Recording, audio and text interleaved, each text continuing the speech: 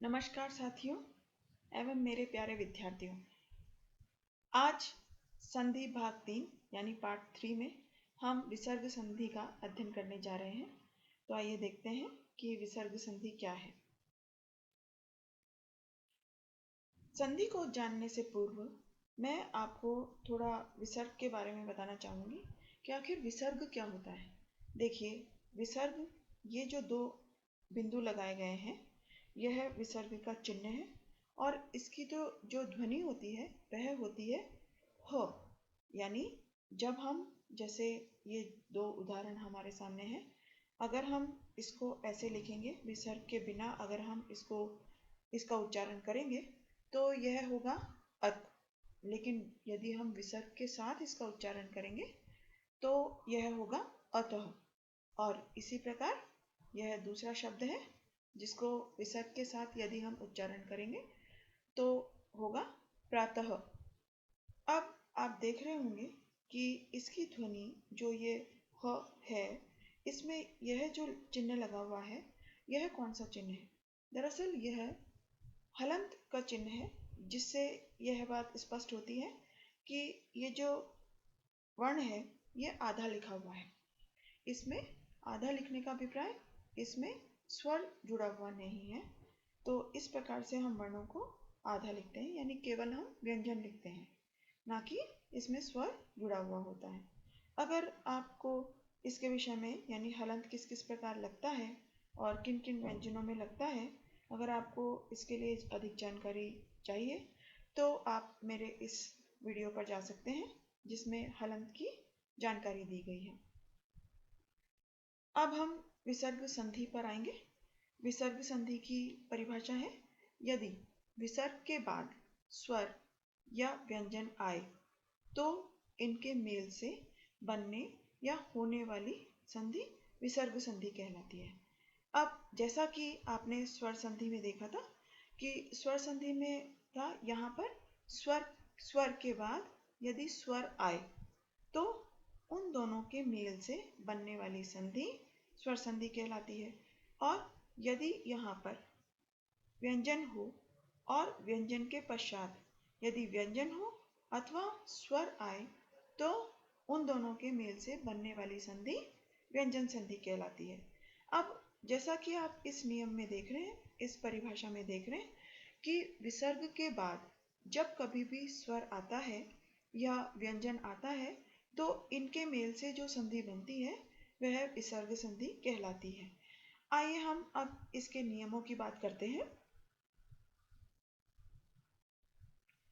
सबसे पहला नियम यह है, देखिए, अह के बाद यदि सघोष व्यंजन मैंने आपको जब व्यंजन संधि समझाई थी, यानी इससे पूर्व का जो वीडियो है व्यंजन संधि का, उसमें मैंने आपको सघोष व्यंजन के विषय में समझाया था कि वर्ग का तीसरा, चौथा और पांचवा व्यंजन, यानी जैसे क वर्ग है तो क वर्ग का ग, घ और अंग, यानी जो पांचों वर्ग हैं, क वर्ग, च वर्ग, ट वर्ग, त वर्ग और प वर्ग, उन सभी के तीसरे, चौथे और पांचवें व्यंजन सघोष व्यंजन कहलाते हैं। इसके अतिरिक्त य, र, ल, व और ह भी सघोष व्यंजन कहलाते हैं।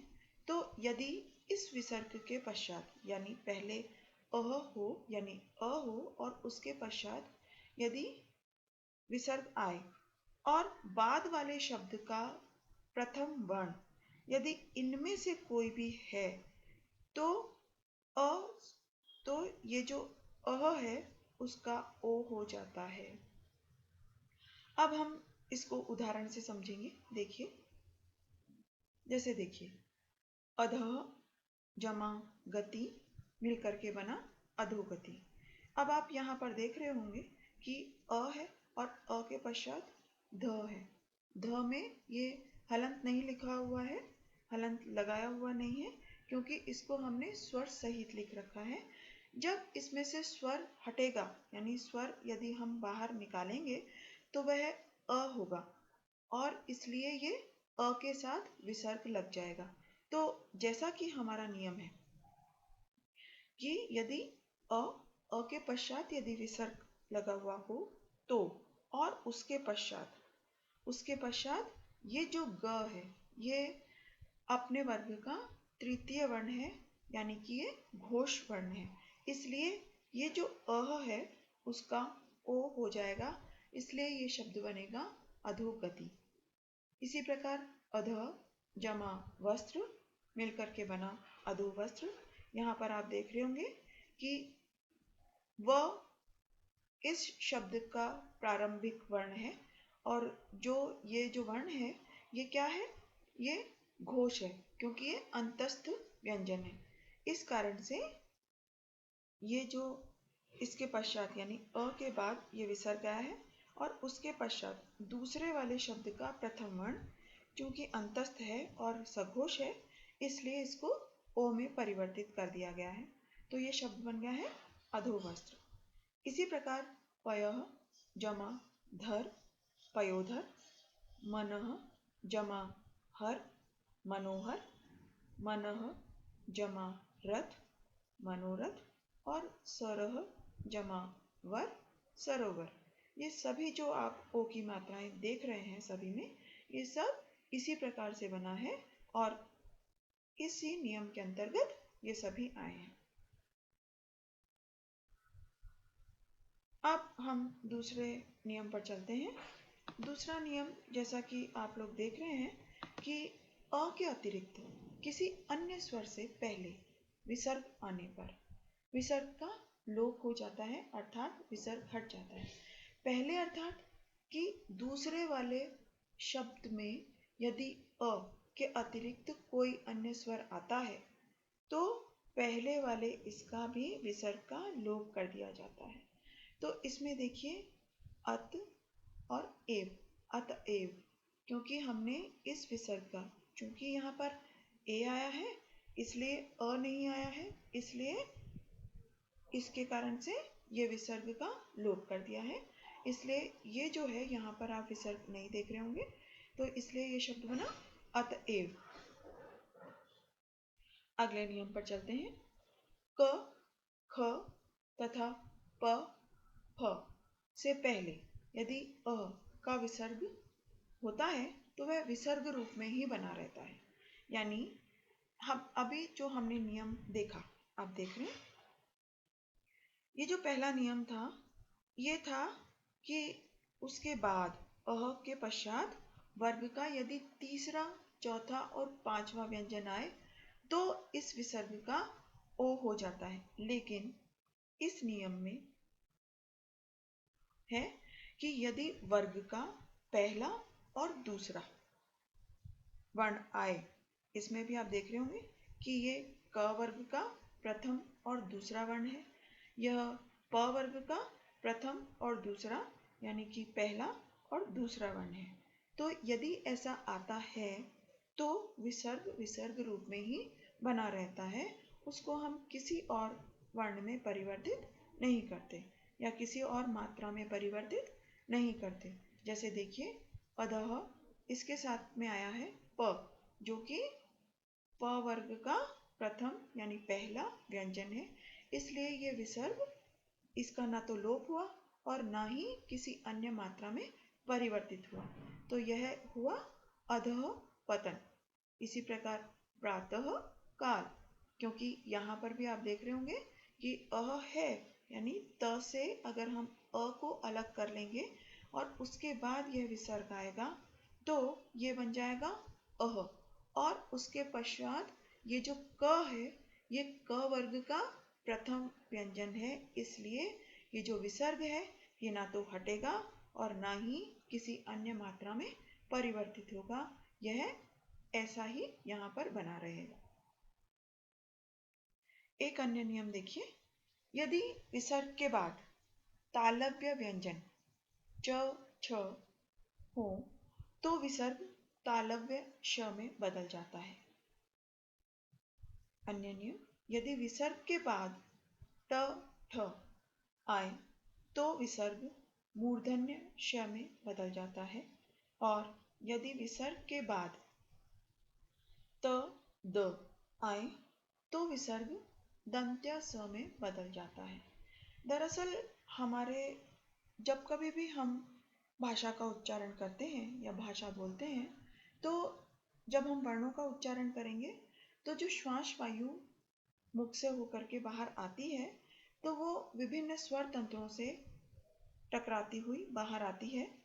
इसके बारे में मैंने अपने स्वर एक जो वीडियो है उसमें जानकारी दे रखी है वैसे तो, पर यहाँ पर मैं एक बार फिर से आपको जानकारी देना चाहूँगी कि कुछ वर्ण होते हैं जिनका उच्चारण तालु से होता है, कुछ वर्ण ऐसे होते हैं जिनका उच्चारण मूर्धा से होता है और कुछ वर्ण ऐसे होते हैं जिनका उच्चारण दांतों से होता है।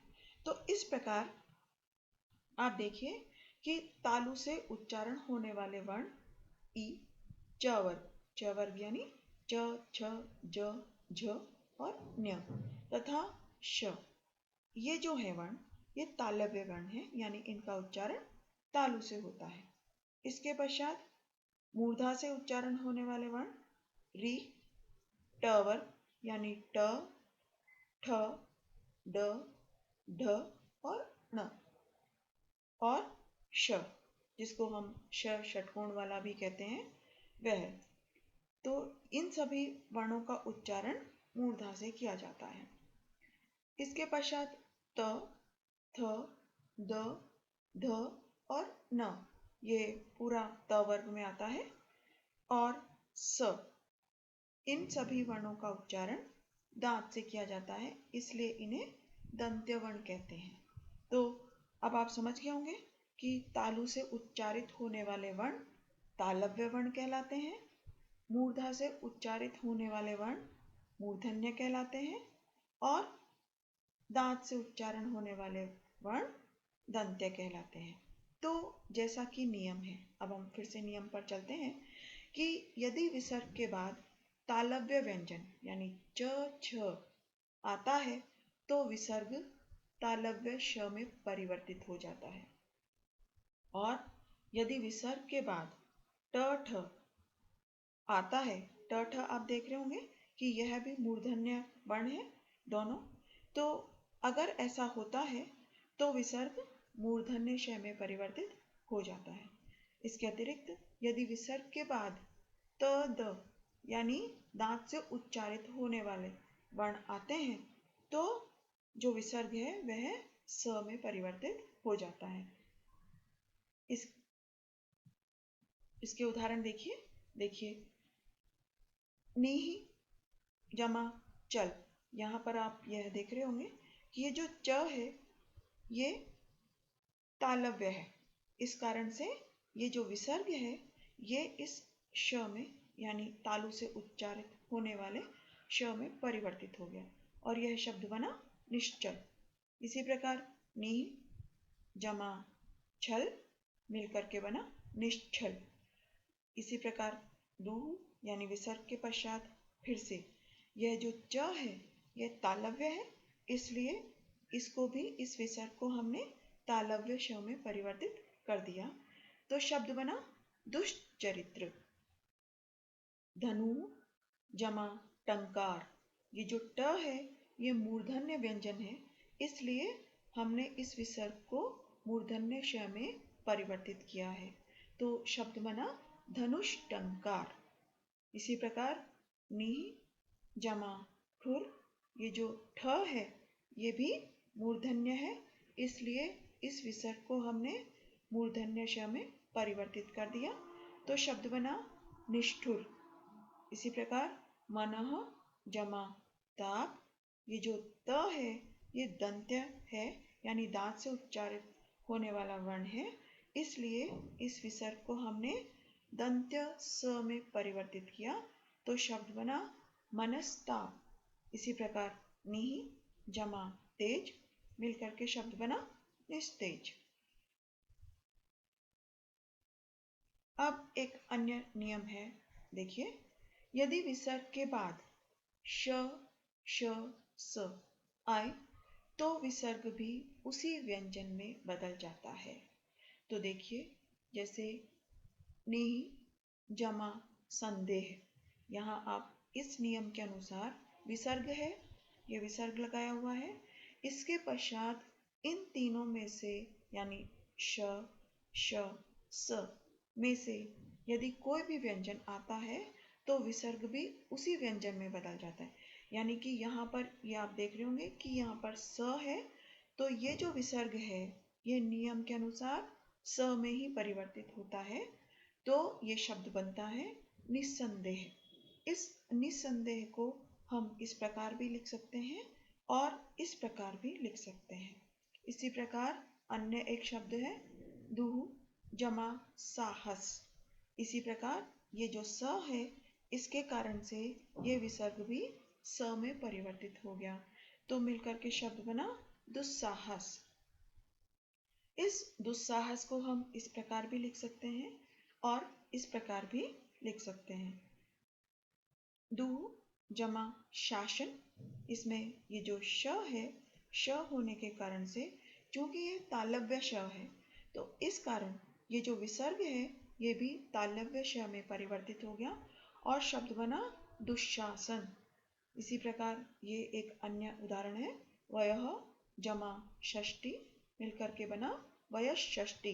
क्योंकि ये जो श है ये मूर्धन्य श है, इस कारण ये जो विसर्ग है ये भी मूर्धन्य श में परिवर्तित हो गया और ये शब्द बना वयःषष्ठी। इस शब्द को हम इस प्रकार भी लिख सकते हैं और इस प्रकार भी लिख सकते हैं।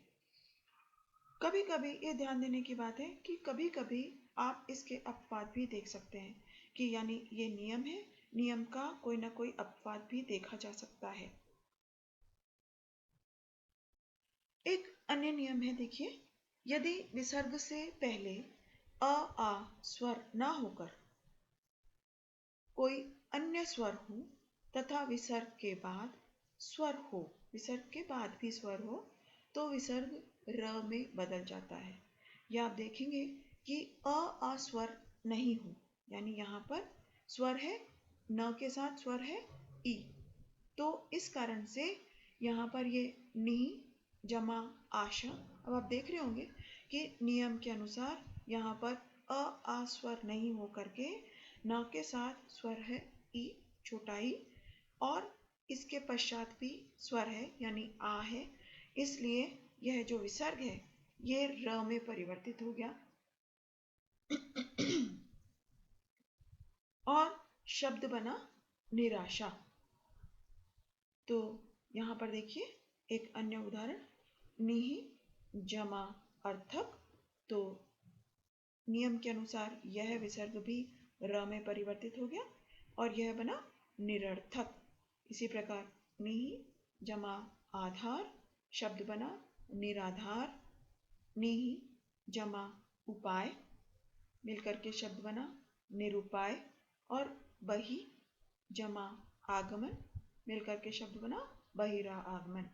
अब आप यह देख रहे होंगे कि यहाँ पर ये र के साथ में आ स्वर है, यहाँ पर र के साथ अ स्वर है, यहाँ पर र के साथ आ स्वर है, यहाँ पर र के साथ ऊ स्वर है और यहाँ पर र के साथ आ स्वर है। यह क्यों है? दरअसल ये जो विसर्ग है, विसर्ग के होने पर यानी इस विसर्ग को जब हम र में परिवर्तित करेंगे तो वह र हलंत के साथ होगा यानी आधा होगा। आधा होने का अभिप्राय है, यहाँ पर स्वर नहीं होगा। लेकिन जब हम इस र को इनके साथ जोड़ते हैं, इन स्वरों के साथ जोड़ते हैं, तो जो भी स्वर यहाँ पर होता है उसकी मात्रा उसमें लग जाती है। इसी प्रकार देखिए यहाँ पर र के साथ आ है तो मात्रा लग करके यह रा बना है। इसमें अ है तो यह लगकर र बना है। इसमें आ है तो यह लग करके बना है रा। इसमें इसी प्रकार ऊ है तो र के साथ ऊ लगकर मिला है रू, यह रू बना है। और इसमें भी र के साथ आ जुड़ा है तो यह भी बना है रा।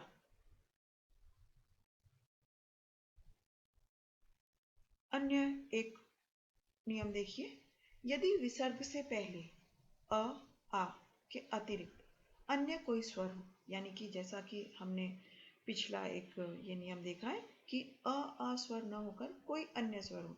जैसा कि आपने यहाँ पर देखा था कि ई स्वर था, ठीक है।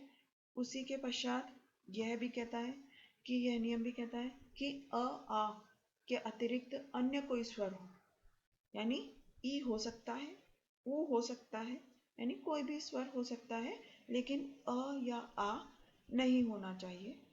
और विसर्ग के बाद कोई भी स्वर आए, यानी विसर्ग के पश्चात जरूरी नहीं है कि ई या छोटा ई या बड़ा ई या ऊ आदि ही आए, अन्यथा कोई भी स्वर आ सकता है, यानी तब आ भी आ सकता है। अथवा घोष व्यंजन, घोष व्यंजन जैसा कि हमने पहले नियम में समझाया था कि वर्ग का तीसरा, चौथा और पांचवा वर्ण, इसके अतिरिक्त य, र, ल, व और ह आए तो विसर्ग र में परिवर्तित हो जाता है। देखिए, जैसा कि यह है नि जमा जन, यहाँ पर आप देख रहे होंगे कि ये जो है ये ई की मात्रा है, यानी कि यहाँ पर ई स्वर है।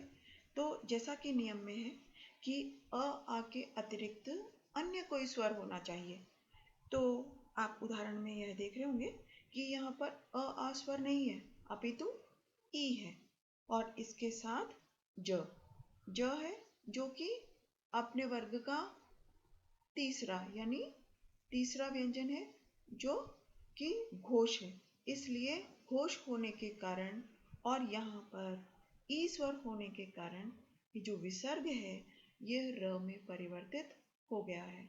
और चूंकि यह र है वह आधा है, तो आधा यानी कि स्वर रहित है, इसलिए यह ज में ऊपर यानी अपने से आगे वाले व्यंजन के ऊपर लग जाता है, इसलिए यह बना है शब्द निर्जन। इसके अधिक जानकारी के लिए आप मेरे एक वीडियो जिसमें र के विभिन्न रूप समझाए गए हैं कि किस प्रकार यह मात्रा लगती है और किस प्रकार पैर में मात्रा, यानी किस प्रकार इसको रेफ कहते हैं, और यदि पैर में मात्रा लगे तो उसे पदेन कहते हैं, इसकी जानकारी आप वहां से ले सकते हैं। उसमें आपको विस्तृत रूप से जानकारी दी गई है। तो इसी प्रकार जैसा कि ये उदाहरण है वैसा ही है नि जमा मल, और मिलकर के शब्द बना है निर्मल, क्योंकि ये जो वर्ण है ये अपने वर्ग का पांचवा वर्ण है, यानी पांचवा व्यंजन है। तो जैसा कि आपने देखा कि घोष वर्णों में कौन कौन से वर्ण आते हैं, वर्ग का तीसरा, चौथा और पांचवा वर्ण। तो ये जो वर्ण है म, ये कौन सा वर्ण है, प, फ, ब, भ, म, यानी प वर्ग का पांचवा वर्ण है। इसलिए ये जो विसर्ग है ये र में परिवर्तित हो गया, और आधा होने के कारण से यानी स्वर रहित होने के कारण से म के साथ यानी म में ऊपर लग गया, तो शब्द बना निर्मल। अब ये जो एक शब्द है यह है दुह जमा दिन। यहाँ पर आप देख रहे होंगे कि यहाँ पर ऊ की मात्रा लगाई गई है, यानी अ और आ स्वर नहीं होकर के ये ऊ स्वर है। इसी प्रकार उसमें नियम में था, देखिए कि अन्य कोई स्वर हो, यह हमें समझ में आ गया, और उसके पश्चात यानी विसर्ग के बाद कोई भी स्वर आए, तो इसमें देखिए कि यहाँ पर स्वर है ई, लेकिन ये जो इसके पूर्व का जो व्यंजन है वह है द, यानी कि ये विसर्ग है और विसर्ग के पश्चात जो व्यंजन है वह है द।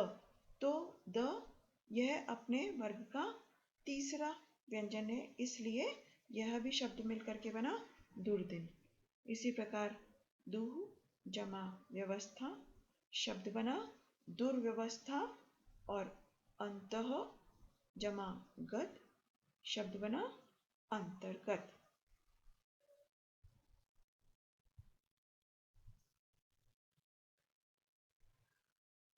एक अन्य नियम में देखिए, यदि विसर्ग से पूर्व ई या ऊ हो और बाद में क, ख, प और फ आए तो विसर्ग श में परिवर्तित हो जाता है। जैसा कि यहाँ पर उदाहरण में समझाया गया है कि नि यानी विसर्ग से पूर्व जो स्वर है वह है ई, जैसा कि नियम में है, और विसर्ग के बाद जो व्यंजन है वह है अपने वर्ग का प्रथम व्यंजन यानी कि क। तो ये जो विसर्ग है ये श में परिवर्तित हो जाता है। तो यहाँ पर जबकि ये विसर्ग श में परिवर्तित हो गया है तो यह शब्द बना है निष्काम। इसी प्रकार यहाँ पर नि जमा फल मिलकर के शब्द बना है निष्फल। अन्य नियम देखिए, यदि ई यानी ई का तात्पर्य है कि ये न से न के बाद में जो इससे स्वर निकलता है वह छोटा ई हो और उस ई के साथ विसर्ग का प्रयोग किया गया हो, इसलिए ये हमने यहाँ पर ई लिखा है। तो इसके पश्चात यदि र हो तो ई का बड़ा ई हो जाता है। यहाँ पर उदाहरण में देखिए, यहाँ पर इस न के पश्चात छोटा ई है और इस छोटा ई के पश्चात यहाँ पर विसर्ग भी है, तो यह मिलकर के बन जाता है ई। और इसके पश्चात चूंकि हम इस र से इस ओ की मात्रा को अलग कर देते हैं तो यहाँ पर रह जाता है र। तो इस नियम के अनुसार यदि ऐसा होता है तो इस छोटे ई को हम बड़े ई में परिवर्तित कर देते हैं, यानी इस ई और ई के साथ में ये जो विसर्ग लगा हुआ है इसको हम बड़े ई में परिवर्तित कर देते हैं। तो यहाँ पर इसीलिए ये शब्द मिलकर के बना है निरोग। इसी प्रकार से निहि जमा रस, यहाँ पर आप देख रहे होंगे कि ई यदि इसमें से निकाल लिया जाए तो ये विसर्ग के साथ मिलकर के ई बन जाता है और उसके पश्चात र होने के कारण से जब ये शब्द मिलकर के बनता है तो इस ई का यानी ई के साथ जो विसर्ग है उसका मिला करके बड़ा ई बन जाता है, तो शब्द बनता है नीरस। एक अन्य नियम देखिए, विसर्ग ई उ यानी कि अभी जो हमने देखा था वह था केवल ई के पश्चात विसर्ग। यहाँ पर इस नियम में ई के पश्चात ही नहीं विसर्ग अपितु यदि छोटे ऊ के पश्चात भी विसर्ग आता है और बाद वाले व्यंजन का प्रथम वर्ण यदि क, ह, ट, ठ, प, फ होता है तो विसर्ग श में परिवर्तित हो जाता है। जैसा कि उदाहरण में आप देख सकते हैं, द में जो छोटे ऊ की मात्रा लगी हुई है उसके अनुसार ये छोटे ऊ के साथ में विसर्ग में है, यानी कि छोटे ऊ के साथ विसर्ग लगा हुआ है तो यह बनता है उहु। और उसके पश्चात नियम के अनुसार क भी है, इसलिए ये जो ऊ है ये किस में परिवर्तित हो गया, यानी छोटा ऊ के साथ में जब यह विसर्ग है तो वह श में परिवर्तित हो गया, तो मिलकर के शब्द बना दुष्कर। इसी प्रकार निहि यानी छोटे ई के साथ में स्वर है तो और इसके पश्चात ठ है तो ये जो ई और ई के साथ में विसर्ग है वह मिलकर के बना है श, तो इसलिए शब्द बन गया निष्ठुर। और इसी प्रकार दुहु जमा काल, यहाँ पर भी ऊ के साथ यानी छोटे ऊ के साथ विसर्ग लगा हुआ है और इसके पश्चात क है, इसलिए इसको बना देंगे हम श, इसलिए शब्द बन जाएगा दुष्काल। तो यदि आपको मेरा यह वीडियो पसंद आया हो तो कृपया इसको सब्सक्राइब करना न भूलें, लाइक करें और अपने कमेंट्स भी ज़रूर लिखें। धन्यवाद।